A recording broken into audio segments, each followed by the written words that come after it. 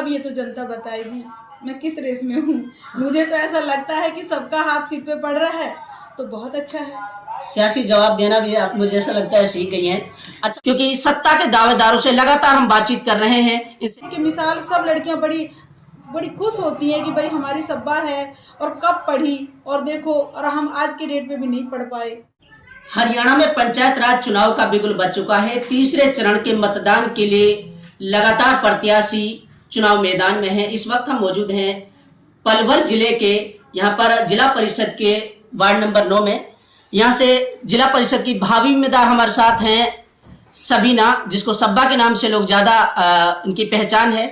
इनसे बातचीत करेंगे और जानने की कोशिश करेंगे कि इस बार चुनावी मैदान में ये हैं तो क्या मुद्दे होंगे और किस तरीके से जनता के बीच में जा रहे हैं, क्योंकि वार्ड नंबर 9 महिलाओं के लिए आरक्षित है और जब बात होती है महिलाओं के सशक्तिकरण की तो कहीं ना कहीं महिलाएं किसी भी मामले में पीछे नजर आती हैं। इस बार वार्ड नंबर 9 की जनता महिलाओं को आगे रख करके किस तरीके से देख रही है और इनके मुद्दे क्या हैं, सब कुछ जानेंगे सिलसिलेवार, क्योंकि सत्ता के दावेदारों से लगातार हम बातचीत कर रहे हैं, इनसे जानने की कोशिश कर रहे हैं। मैडम, पहले तो हमारे चैनल में बहुत बहुत स्वागत है आपका। धन्यवाद। सबसे पहला सवाल कि राजनीति में आने की ऐसी क्या जरूरत पड़ी कि आपको चुनाव लड़ना पड़ा?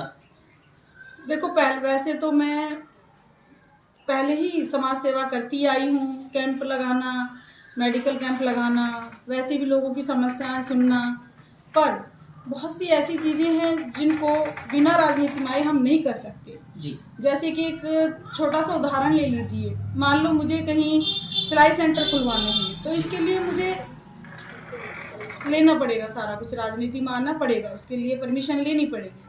तो इसीलिए थोड़ा सोचा कि जब इतनी समाज सेवा हो रही है तो थोड़ा लोग और मौका दे रहे हैं तो इसीलिए राजनीति। अच्छा, आप गांव में डोर टू डोर जा रहे हैं? हाँ, मैं गांव में डोर टू डोर जा रही हूँ।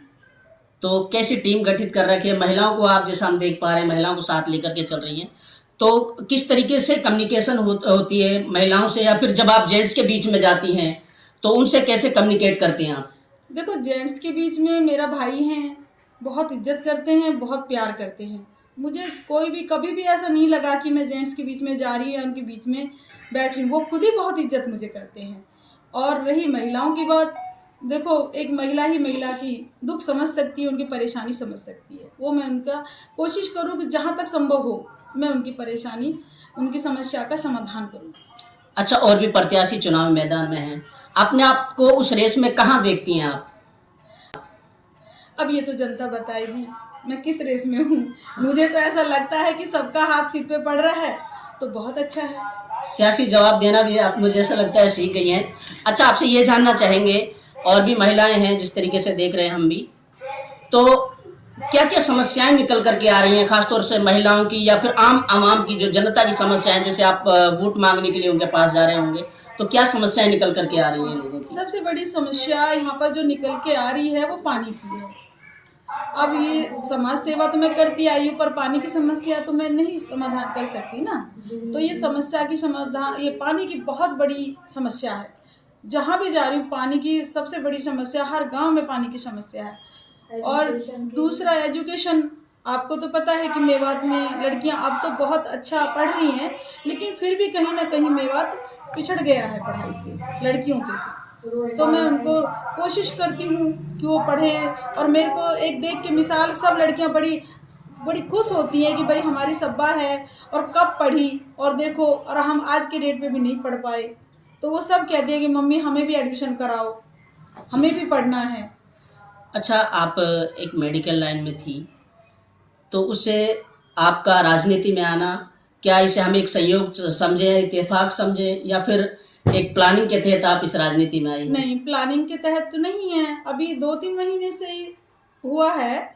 मैं तो अपना मेडिकल से मैं वैसे भी सेवा बहुत दिन से करती आई हूँ। मेरे को 11-12 साल से भी ज़्यादा हो गया है गांव में आना, इनकी समस्याएं सुनना, मेडिकल कैंप लगाना, और जो भी नहीं बता सकते कि हम क्या क्या करते थे, पर वो एक समाज सेवा थी जो मेरी तरफ से लोगों के लिए। और हॉस्पिटल में आना, लोगों की समस्याएं सुनना, कभी भी मेरे हॉस्पिटल से ऐसा नहीं हुआ कि कोई मरीज आया है और उसके पैसे की कमी की वजह से उसका इलाज नहीं हुआ है। तो ये भी एक सोशल वर्क है, ये भी सामाजिक काम है। मुझे हमेशा ये लगता था कि इन लोगों ने मुझे पढ़ाया, मैं एक मिसाल बनूं कि भाई एक लड़की को हमने पढ़ाया और वो बहुत अच्छा काम कर रही है, आगे भी हमें लड़कियों को पढ़ाना चाहिए। अच्छा, रोपड़ा का गांव से एक दूसरा प्रत्याशी भी है, क्या आपको नहीं लगता कि इसका भी आपको खामियाजा भुगतना पड़ेगा? देखो, सब कोई अपनी किस्मत आजमाता है, वो भी मेरा भाई है, भतीजा लगता है। अब ये तो नसीब की बात है, वोटरों के ऊपर है कि किसका मन कहाँ रह जाए। अच्छा, जिला परिषद की जब दावेदारी की बात आती है तो इनके पीछे कहीं ना कहीं जो बड़े नेता हैं विधायक लेवल के, उनका भी हाथ होता है। क्या आपके पीछे भी किसी का हाथ है? देखो, मैं तो अपना काम कर रही हूँ डोर टू डोर जाके, इसके बारे में मुझे नहीं मालूम। आपका चुनाव निशान क्या है? मेरा चुनाव निशान सिलेंडर है। अगर जनता वार्ड नंबर 9 की सबीना को चुने तो क्यों चुने, इसकी वजह? एक तो सबसे पहले तो मैं उनकी बेटी हूँ और वो अच्छी से जनता, इसका जवाब तो जनता दे सकती है ना। मैं उनका कितना काम करती हूँ, कितने काम आती हूँ, कितनी उनकी मदद करती हूँ और कितना वो लोग मुझे प्यार करते हैं। अच्छा, जाते जाते वार्ड नंबर 9 की जनता से आप क्या अपील करना चाहेंगे? मैं ये अपील करना चाहूँगी कि चुनाव का 1 महीने के लिए मत समझो, 5 साल के लिए समझो। 1 महीने के लिए बिल्कुल मत समझो। अगर उनको हमसे 5 साल काम लेना है तो वो अपना मत सही जगह पर इस्तेमाल करें। चलिए, बहुत बहुत शुक्रिया हमारे साथ जुड़ने के लिए। ये थी हमारे साथ सबीना उर्फ सब्बा, जो कि वार्ड नंबर 9 से जिला पार्षद पद की भावी उम्मीदवार हैं और लगातार जनता के बीच में जा रही है। इनका सीधे तौर पर यह कहना है कि अगर जनता का, महिलाओं का, खास तौर से वार्ड नंबर 9 का विकास हो सकता है तो सियासत में आकर ही हो सकता है। लगातार सामाजिक लेवल पर पहले भी ये काम करती रही, लेकिन इनका मानना यह है कि कोई भी चीज जब विकास की बात आती है तो राजनीति से अछूती नहीं रहती है और उसी को इन्होंने एक माध्यम बनाया है। राजनीति में आकर के जनता की सेवा करना चाहती हैं। ये वक्त तय करेगा और वक्त के लिए आपको थोड़ा सा इंतजार करना पड़ेगा कि जब वार्ड नंबर 9 की जनता 22 तारीख को मतदान करने के लिए जाएगी और जब इनकी किस्मत का फैसला होगा उसके बाद तस्वीर साफ होगी। लगातार मैं आपको पलवल जिले की जनता से रूबरू करा रहा हूं। हमारा लगातार का सर्वे देखना ना भूलिएगा। बने रहिए मेरे साथ।